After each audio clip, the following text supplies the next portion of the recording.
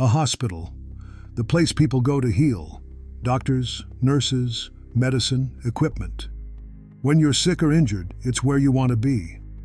But when the zombie apocalypse hits, and everyone who's sick or injured is getting bitten and turning, that hospital becomes ground zero.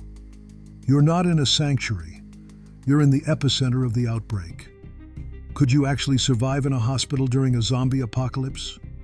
Welcome to Survival Theorem, where we analyze survival with cold logic.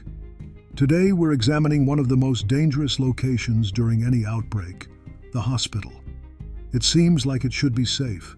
Medical supplies, staff who know how to save lives, secure buildings. But the reality is far more horrifying. Let's break down whether hospitals are viable survival locations or whether they're just infection incubators. Let's find out. Let's start with why hospitals might seem like good survival locations, because there are some genuine advantages that initially look compelling. First, medical supplies and equipment. Hospitals have everything you need to treat injuries and illness. Surgical supplies, antibiotics, painkillers, bandages, IV fluids, diagnostic equipment. If someone in your group gets hurt or sick, you've got the resources to save them. That's invaluable during an apocalypse where a simple infection could be a death sentence. Second, trained medical personnel. Hospitals employ doctors, nurses, surgeons, anesthesiologists, pharmacists, people with years of training in saving lives. If you can secure a hospital with surviving staff, you've got expertise that's worth more than gold. Knowledge of medicine, surgery, disease treatment, that's irreplaceable. Third, power generation and backup systems. Hospitals have generators designed to keep running during power outages. They can't afford to lose power when people are on life support or in surgery. Those backup systems mean lights, refrigeration for medicine, and functioning equipment longer than most other locations. Fourth, water and sanitation systems. Hospitals have robust plumbing, water storage, and sanitation protocols. They're designed to handle biological waste safely. That infrastructure matters enormously for preventing disease in a survival situation. Fifth, food service facilities. Hospital kitchens feed hundreds of patients, staff, and visitors daily. They have industrial equipment, stockpiles of food, and the capacity to prepare meals for large groups. That's logistics infrastructure you'd struggle to replicate elsewhere. Sixth, security infrastructure. Modern hospitals have security personnel, camera systems, controlled access points, and lockdown protocols. They're designed to handle violent patients, unauthorized access, and emergency situations. That's more security than a typical building.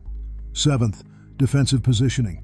Many hospitals are large, multi-story buildings with limited ground floor entry points. Upper floors are defensible. You can see approaching threats from elevation. You can create choke points at stairwells and elevators. Eighth, communication equipment. Hospitals have radio systems, intercoms, phones, and sometimes satellite communication for emergencies. If anyone's broadcasting, if rescue operations are coordinating, a hospital can receive and send messages. So on paper, hospitals look decent. Medicine, expertise, power, water, food, security, defensibility, and communication. It seems like a solid survival location. But here's the brutal truth. Hospitals are where infected people go, and that makes them the most dangerous place you could possibly be during a zombie outbreak. Problem number one, hospitals are infection hubs. They're literally where sick and injured people congregate. When the zombie outbreak starts, what happens?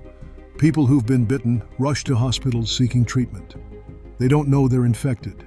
They don't know they're about to turn. They just know something's wrong and they need a doctor. Hundreds, maybe thousands of bitten people flood emergency rooms within the first hours. The hospital is immediately overwhelmed. Every ER, every waiting room, packed with infected individuals in various stages of turning. Some turn while they're waiting. Some turn in examination rooms. Some turn during treatment. Doctors and nurses get attacked while trying to help.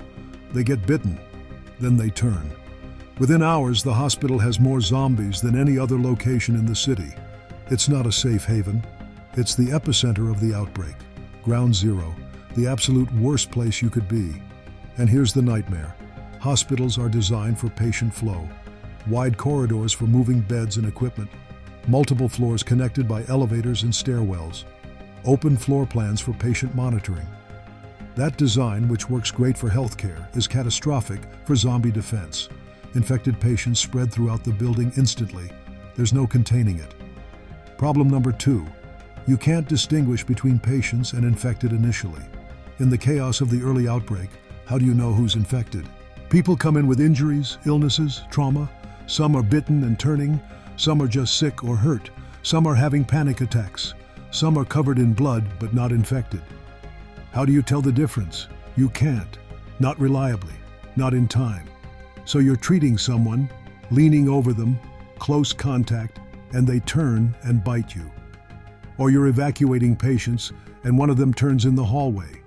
Or you're triaging in the ER and the person behind you in line grabs you.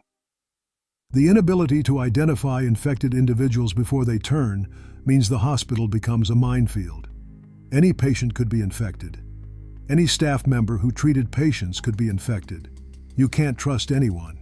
You can't help anyone. The core mission of a hospital, helping the sick and injured, becomes suicide. Problem number 3. Hospitals have massive populations with nowhere to go.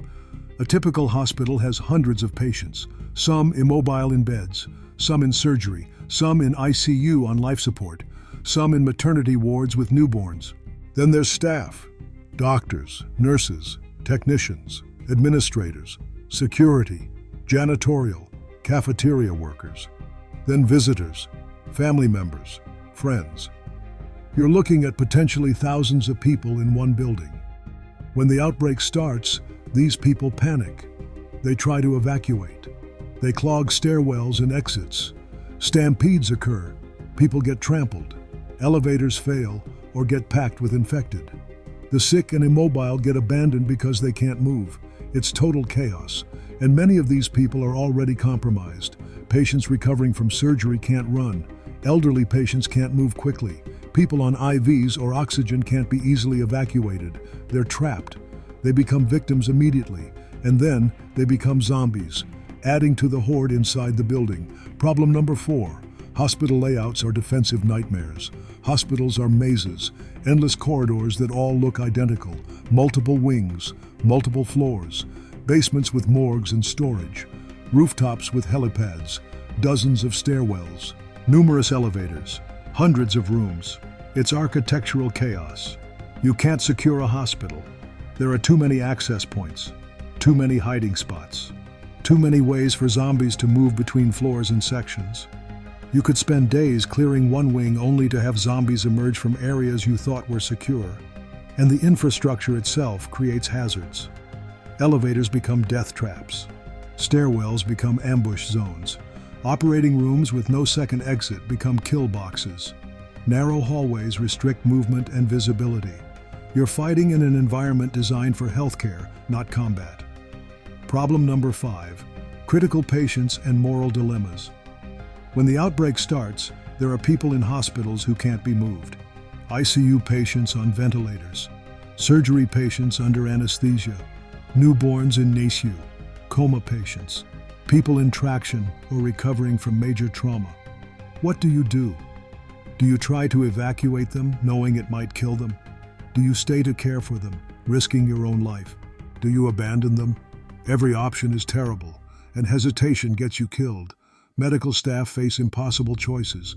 Their training says save lives. Reality says survival comes first.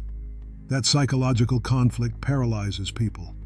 While they're debating ethics, zombies are spreading, and everyone dies because nobody made the hard call fast enough. Problem number 6. Contamination and infection risk beyond zombies. Hospitals are full of pathogens, blood-borne diseases, antibiotic-resistant bacteria, infectious diseases in isolation wards, biological waste. In normal times, strict protocols contain these hazards. During a zombie outbreak, those protocols collapse. You're running through hallways with blood everywhere, touching contaminated surfaces, breathing air in enclosed spaces filled with biological hazards.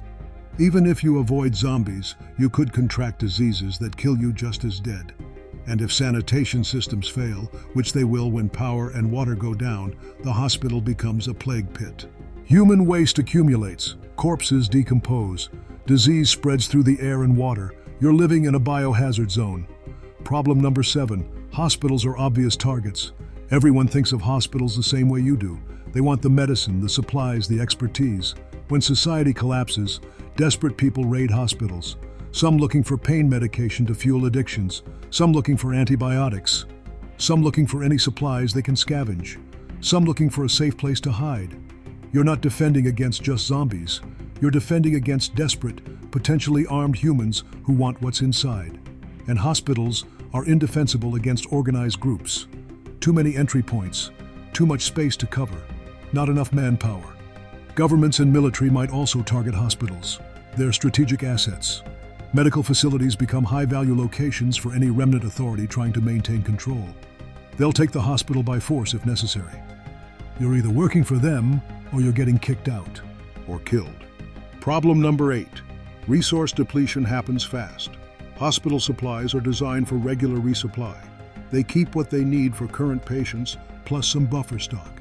They don't stockpile for months of isolation. Medicine expires. Surgical supplies run out.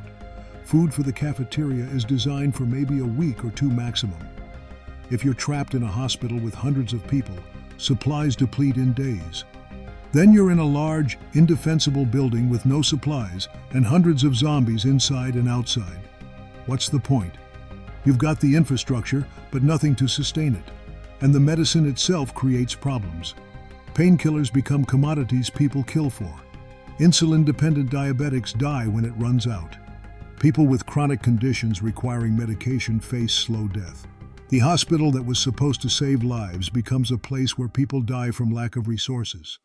Let's walk through the realistic timeline of what happens in a hospital during a zombie outbreak. Hours 0 to 6, the initial chaos. News of attacks spreads. ERs start filling with bite victims. Staff don't know what they're dealing with yet. They're treating wounds, giving antibiotics, doing everything normally. Then patients start turning. In waiting rooms, in examination rooms, in trauma bays. Staff get attacked, bitten. They turn. The infection spreads exponentially inside the hospital. Panic erupts. People run. Stampedes in hallways. Stairwells jammed. Elevators packed and failing. Total chaos. Survival rating, 5 out of 10 if you recognize what's happening immediately and evacuate. 1 out of 10 if you stay to help. Hours 6 to 24, the collapse. The hospital is a war zone. Zombies on every floor. Some areas are overrun. Others are barricaded with trapped survivors. Communication breaks down. Power flickers as backup generators struggle. Some sections lose power entirely. Patients on life support die. The morgue in the basement is full, and bodies are reanimating there. Security is overwhelmed or dead. Any organized defense has failed. It's every person for themselves. Small groups of survivors are trapped in isolated pockets. Survival rating, 3 out of 10 if you're in a defensible area with supplies. 0 out of 10 if you're anywhere exposed. Days 2 to 7, the death trap. Most people in the hospital are dead or turned. The building is a maze of zombies. Some survivors remain, hiding in locked rooms, running out of food and water. Power is failing permanently. Medical equipment doesn't work. Lights are out. It's dark, dangerous, and full of the undead. The smell of death is overwhelming. Any supplies worth taking are either depleted or in areas too dangerous to reach. The hospital has become a massive tomb. Survival rating, 1 out of 10 if you're still there. Beyond 1 week, if you're still in the hospital, you're already dead. You're either infected, starving, or surrounded by zombies with no way out.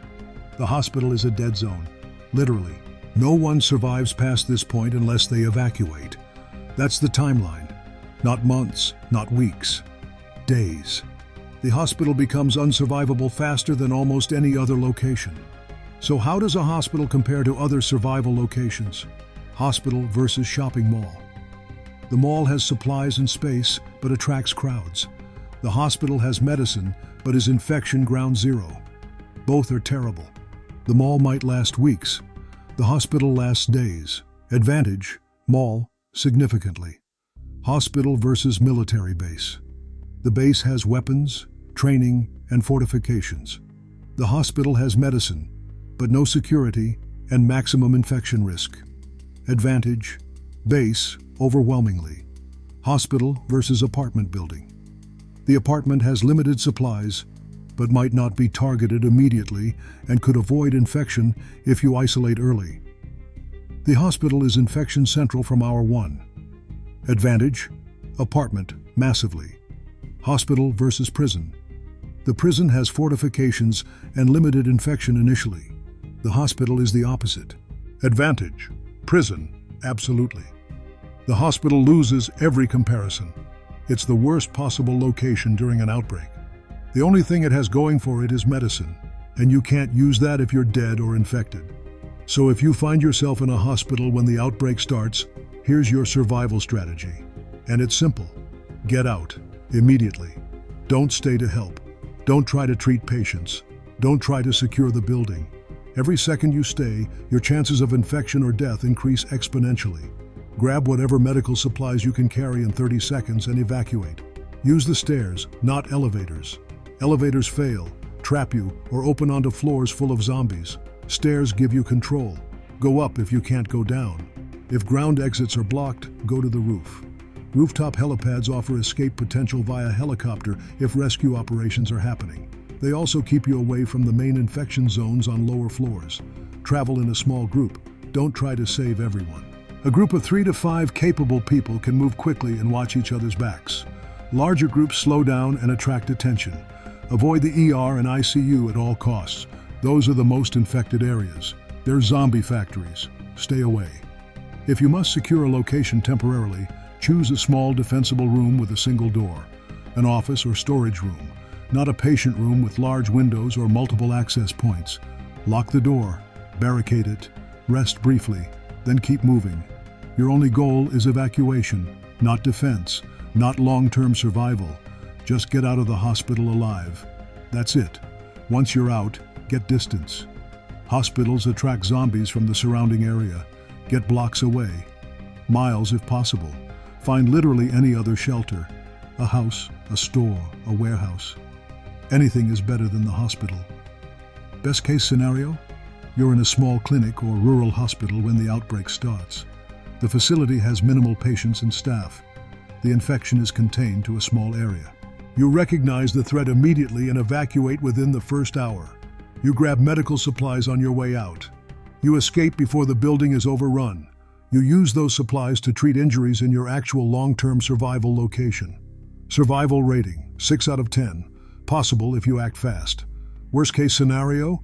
You're in a major urban hospital, a level 1 trauma center with hundreds of patients and staff. The ER is packed when the first bite victims arrive. The outbreak spreads throughout the building within hours. You're on an upper floor with no easy exit. Stairwells are clogged with panicked people and zombies. Elevators fail. You're trapped with limited supplies and zombies on all sides. You die from infection, starvation, or violence within days. Survival rating, 0 out of 10. You're dead. So here's the final verdict on hospital survival during a zombie outbreak. Survival rating, 1 out of 10. The pros: medical supplies and equipment, trained medical personnel, backup power generation, water and sanitation infrastructure, food service facilities, communication equipment, and some defensive positioning on upper floors. The cons: hospitals are infection epicenters where bitten people go. Impossible to distinguish patients from infected, massive populations with nowhere to go. Defensive nightmare layout with too many access points. Critical patients create moral dilemmas and slow escape. Contamination and disease beyond zombies. Obvious target for desperate raiders and military, and resource depletion happens within days. The bottom line: hospitals are death traps during zombie outbreaks. They're where infected people congregate. They're impossible to secure. They're chaos from the first hour. The medical supplies aren't worth your life. Nothing is worth staying in a hospital during an outbreak. The only correct strategy is immediate evacuation. Grab what you can and run. If you stay, you die. It's that simple. Hospitals aren't sanctuaries, they're slaughterhouses. And the longer you stay, the more likely you become a victim. So could you survive in a hospital during a zombie outbreak? Only if you don't stay in the hospital. Leave immediately. Get medical supplies from pharmacies or clinics later when they're not overrun. But never ever try to survive in a hospital during an outbreak. It's suicide. That's the survival theorem on hospitals. They're not survival locations, they're ground zero. And ground zero is where you die. Subscribe for more tactical survival analysis.